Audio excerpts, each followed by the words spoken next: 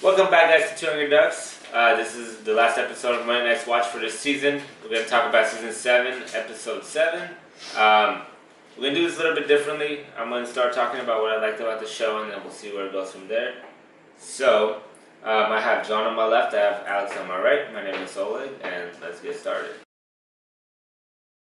So, for me, I would have to say the best parts of the show were Jamie almost dying. Because I was like, oh my god, is he actually going to fucking die? Because no one predicted it. We already predicted Littlefinger was going to die, so I was like, okay, that you guys ruined the surprise for me. Thank you very much. I appreciate it. It's not our fault, so right, man. Come on. And then the dragon fucking destroying the wall. Yes. I was like, alright, let's do it. What about you, Alex? What do you think? Boat sex. Yeah. I'm on a boat, Daenerys. Don't you ever forget. Flipping floppers. I told y'all as soon as those sexy knife wounds came out, it was on. That is exactly what happened. Bam. How did you get that dagger in the heart again? Took a knife from my people. But she didn't ask him, but whatever. Which is like, are you gonna fucking ask or not? Alright, there was, you could tell though when he knocked on like the door to come in, just her reaction right there. Like she's dreamt of this before. Then she's like, oh, come in, like, okay. Tall, long, black-haired individual. I haven't seen this before. It's Game of Thrones to make love to your aunt day. Yeah, no, that was the best part because like they're sitting there telling the best origin story ever. As the person, as Bran is explaining to the audience who you are, he's basically putting out all your dirty laundry because you're in the middle of porking your aunt on the ship to White Harbor. So she's gonna get White Harbored first, and it would appear. But you could still say, like when he had that conversation with Theon, and he was telling him like you're part Stark, but you're part Greyjoy. Maybe the part that was sleeping with Daenerys is part Stark. So he used the Stark side on that one. I don't know, man. I think it's that warm blood that got him there. He's that one-eyed dragon is what's stirring in the south there for Jon Snow. But I think you could be onto something. I think you're right because he's gonna be a flying dragon. He's going to be a wolf with dragon wings. Which they've hinted at that. They foreshadowed a little bit when they were talking about how they were going to get there.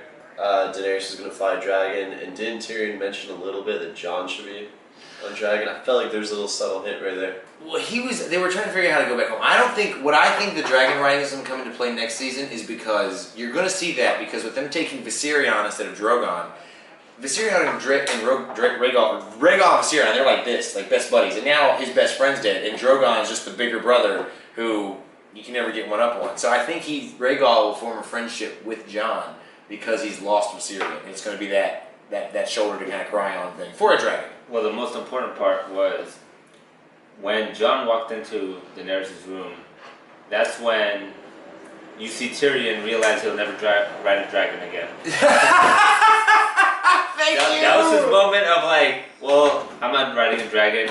Jon took that shit, and he fucked the queen. So I love how deeply caked in metaphorical glory that was right there, and just on the nose of like, well played, sir. Fist bump to that. Well done. Well, what are your favorite parts of that? Oh man, I think that comment was mine. Tyrion will never ride a dragon, dude. You could write. That's a meme waiting to happen right there.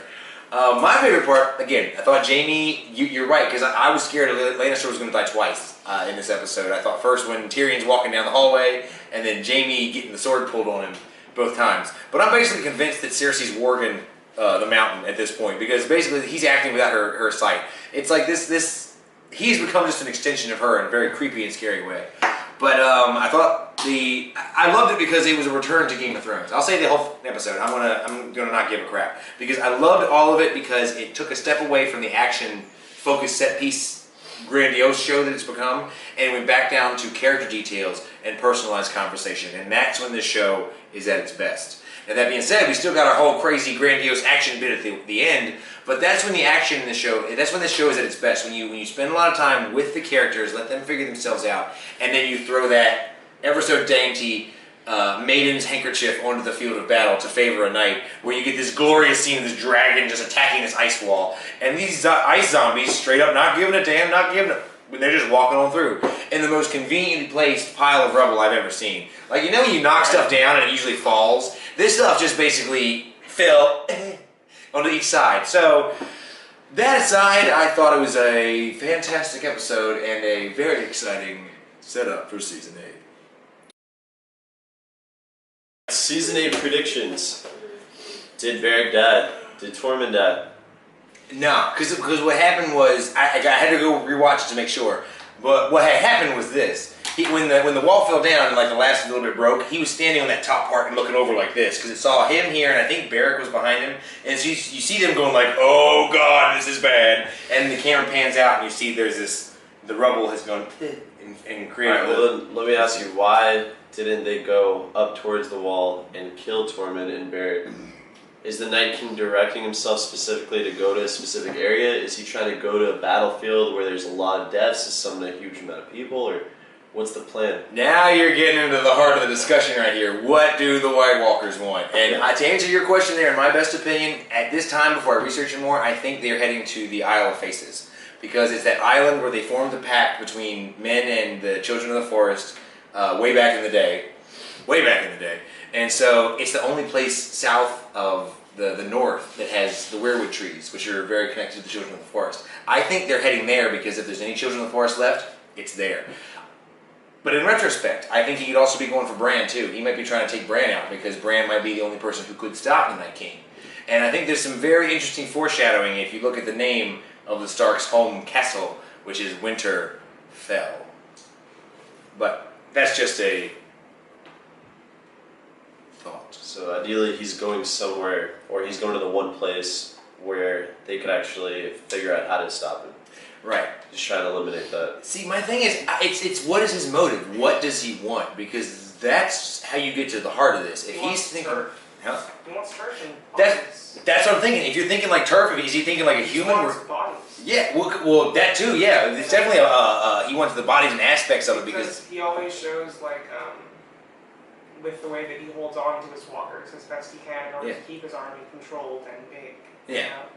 He just wants to build. Well, see, and that's why he had to pick up those Craster sons. I think the reason it took him so long to come down from there and start shit was because over so many years, you look in the book and they have so many people that take the name Night's King. And when they're taking the name Night's King, they're the ones who go out into the woods and do the creepy shit at night. Like they're the ones who perform human sacrifices. They're the Crashers who get babies because the size of his army directly relates, just like you're saying, to how many of those walkers that he has. It's like a pyramid scheme. So the more of those he has, the bigger he can control, and et cetera, et cetera. So you're right. He's looking for more turf, but now that he's through there, he's making his move. Obviously, he wants the bodies, but what to what end? Like to what end is he raising that army? I think he's raising the army because if he's doing like general wise, if he was smart, he would have done what I said he should have done last week and just let them start a fight in King's Landing, and then he rolls in on frickin' Viserion, torches the human capital in Westeros, and then he frickin' on his way back home, zigzags across the entire land and sets fire to like the main castles before going to the wall and blowing it up on the human side and then letting the shit just roll through from there. That would have been a smart strategic move because you're taking out the head of the human focal power, whatever you want to call it, even though there's a struggle going on. You frick up every freaking castle in between, and then at that point, then you mess up the wall and let them come on through. But we've been talking about the wall a lot. I'm sorry, I'm going to shut up and give somebody else the floor. So your prediction is he's trying to get a bigger army. I feel like I have a different prediction, but well, I feel like his human sacrifice to make the White Walkers is no longer a thing anymore because Jon Snow came and fucked that up. So him going across the wall could be not to kill everybody, but also to make a new. He needs someone else so he can make a bigger army because he's going to run out to his limits, right? He needs more White Walkers to control the Whites. Because remember, you need a human, you need life sacrifices.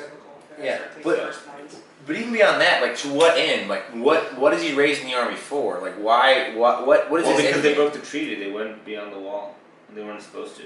Isn't that part of the treaty? Like you guys stay over there, we stay over here, and that's it. That's hypothetical because you saying there's a treaty with the White Walkers that's all hypothetical right now. Like that's not even being confirmed. That's fan speculation. But that was the first treaty with the Children of the Forest and the people, right? No, the Children of the Forest and men, they got together and they treated where the deep forests and would belong to the children of the men, and the open fields and shit would belong to humans. So they split up the lands between like dark, scary shit and like what humans can see. So there was nothing with the White Walkers in that pact, from what I understand. But Yeah. Well, what about you? What do you see? Well, season 8, I have a feeling there's going to be 3 key parts because there's only 6 episodes left. Yeah. So, for one, you have to see the Night King go down. Of course. You have to see Cersei go down. And what I'm curious about is the Golden Company. They keep mentioning how it's one of the best armies. So, what is it that they have? Because I don't believe we've ever seen the Golden Company. The Golden Company is actually a collection of mercenaries that is composed mainly of citizens of Westeros, noble housemen that have been kicked out of Westeros. Like Jorah, when he went over to Essos, that's the first place he went. He was part of the Golden Company. Because if you're like a knight or you're somebody of honor that was over there or even beyond, you go over there and that's the first place you usually hit up because that's where all those soldiers stockpile and they just become mercenaries because that's how they use their skills over there, make money and stay alive. So what I think is really impressive about this and what's crucial about knowing that fact about the Golden Company is that's going to play huge into the politics of next season because you're bringing in on boats 20,000 men that have been kicked out of a country and you're bringing them back to that country. Like, depending on how they sway, I mean, like, either Cersei or Dany, whoever is the flavor of the month, promising them they can come back home could be a huge, huge sway for the entire team of mercenaries. Plus, they have elephants, and I'm so excited to see that. Could you imagine an undead elephant? They're just asking for trouble. They just keep bringing bigger and bigger crap over the fence, and they're going to see, like, oh, it's great, now we have this. What would it be if it was undead? You're running out of stuff to do that with. What they done with giants, they did with dragons. We got a fucking polar bear like two episodes ago, and now it's going to be elefantes. Mumurkai, according to the Tolkien fans in the room. But, I'm predicting a fight between Jon and the Night King on top of a dragon. that's ballsy. That's too much. That's like some Arnold Schwarzenegger level ballsy there. I love it. I love it because I think it will turn into that. HBO will degrade into that kind of like action scene, but it'll be good. It'll definitely be good. Do you think once he falls down, the entire army goes down, or is it still subdivided into each general? See, here's the bullshit of that situation. Yes, ma'am. They made it really clear that the magic is from him. Yeah. Oh, yeah. It all stems from him. But see, and that's No, because he has to make the White Walkers. right. So yes, if he goes down, they're all gonna die. It's a pyramid scheme, exactly. But I don't. Unless something we don't know about, like one of the White Walkers could take over and be the new Night King. But then you can't do that in 6 episodes. So My theory. Who's going to be the child of the forest that puts the dagger in the heart of him? Because because the ones that he makes aren't made like he's made. Yeah. He is the OG with all the magic ritual and stuff versus they're just a touch and a poisoning, Well, I almost. simply just infecting them. I see it like being almost like a Lucifer situation where he was created as a weapon, fell out of the favor with the children of the forest, and then just went freaking ape crap. And I was like, oh, I can make these myself. Let's do this. And so he just went insane because the whole point of him, what the elves said was he was designed to use men's numbers against them. That's why the White Walkers get so numerous. And the thing about it is, until they introduced this little plot point, I was dead certain of one theory that I had, where the way what Bran is to the the Three-Eyed Raven, Jon Snow is to the Night King. And the fact that the Night King is actually a position that is used, that has to control the dead. And the magic they're playing with, I think beyond a certain level, these things do have some form of rationale. I think the army's going to be too big, and you need a rational, competent person to be able to control them. And I think that right now the Night King is that, but obviously he's doing very insane things by attacking all human life. My theory is that, or a theory that I've heard and kind of developed and tweaked around, is that the Night King himself is actually Azor Ahai. It's Azor Ahai was the original one. The deal he made with the White Walkers was to get all these fuckers back, pardon my French, to get all these goons back north of the wall. He would have to actually work them and take them up there.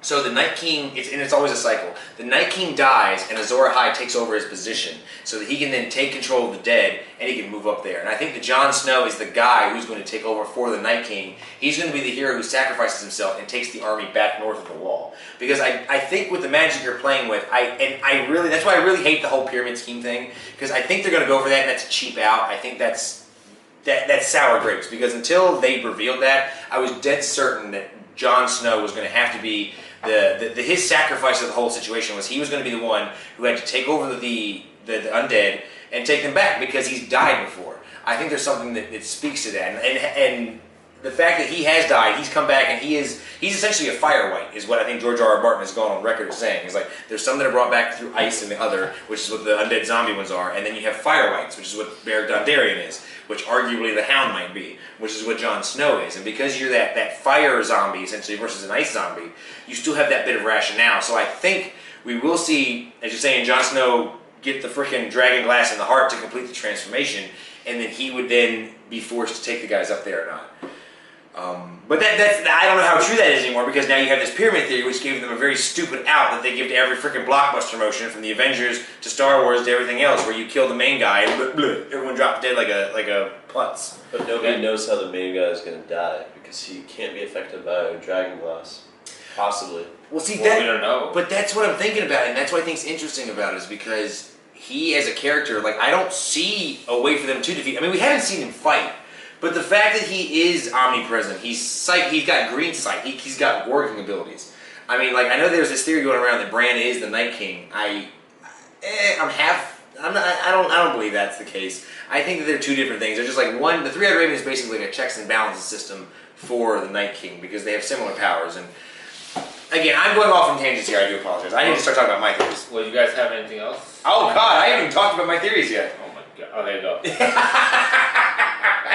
Well, since you asked, my theories are How to Train Your Dragon 3, starring Jon Snow and Daenerys Targaryen, where they team up to learn dragon skills and then fight the Night King in some kind of crazy, spectacular air battle. That'll probably happen. Clegane Bowl, that's definitely going down, because in this last episode, you saw him look right at that undead motherfucker and be like, look, bro, you know who's coming for you, right? His name's Houndu.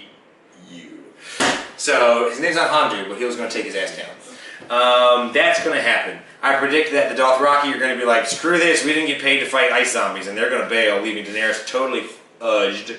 And then you're going to see this weird pincer movement where Cersei's backstabbing hard, and the zombies are going like, hey, hey, hey, hey. And so I see Dany and Jon kind of getting pinched into Winterfell. And if you saw that video on the Fate of Ice and Fire, check it out on 2 Angry Ducks channel. I do believe that's going to happen, where you're going to see those guys get bereft of their power, and then they have to find the strength and solace in each other to build this friendship and build this relationship and learn to ride these dragons, only to have in the final episode be revealed that the way that Jon Snow has to make Lightbringer is he has to forge it with Sam and Gendry through Valyrian steel, and the secret to Valyrian steel is blood sacrifice, which he will then have to shove into Daenerys Stormborn's heart, being the third betrayal she will face for love from a book readers. And that is going to be how her story ends. Jon Snow will then go on and do what he does, either becoming a Night King again or becoming King of Westeros as the most sour man in all of the kingdoms. I think Cersei's gonna die first, just because look, Jaime left. He's obviously gonna be like, yo, he's gonna tell him, you know, she's not gonna fight with you guys. That's true. So he's gonna rat, and then they're gonna be like, okay, well then we're just gonna wait here. Like, but they don't have time to wait. That's what's shitty about the North decision. But that's why Cersei fucked herself, because she wants to backstab everybody. But if nobody goes, she's gonna be the first one, pretty much, to die. Because Jon will pull everyone back from the north. Like, I don't think he's gonna be like, you know, I'm done with you. You could just, you know. Well, like they said, they can't take the Night King without Cersei's army. So they need her army no matter what. Jaime's gonna come up there, tell them that the army's not available now because Cersei's not gonna go. She's bitch. The whole idea is to assassinate Cersei, get her army, go back to the wall. Mm-hmm. You think Jaime's gonna be down for that? Murder and I think assassination? Jaime's gonna be the one. The theory of him strangling Cersei is gonna come true. Oh I man, mean, you got because he- it too. eventually, but man, that's They've just. been foreshadowing it hard. Oh yeah. I mean, I have seen that. I mean, you know it's come, but like the thing that I always thought was funny was you need 2 hands to strangle. I would think, unless you're like, I mean, he had a golden hand and he just punch her out with. oh, he would just knock the fuck out with it. Bludgeon her. Yeah, bludgeon. That's the word. Bludgeon. That's the word. Thank you. Bludgeon's the word. Thank you, sir. Alright, anything else that you have for season 8 prediction? Hold on. Oh, season 8 predictions. I predict Bronn is not going to be Team Cersei anymore, because Tyrion and Jaime are on the same side, and Bronn's on Cersei's side. That ain't happening. Look for him to stage some kind of coup within King's Landing if it comes down to that. Call it that. Well, that being said, this has been Monday Night's Watch for season 7, episode 7. If you guys have anything to add or you want to, you know, talk about some of your theories, I will happy to hear them all. So just leave a comment below, like, subscribe, And then we'll see you next year, hopefully, if they don't push it back again. And Hopefully look so. forward to more of these videos.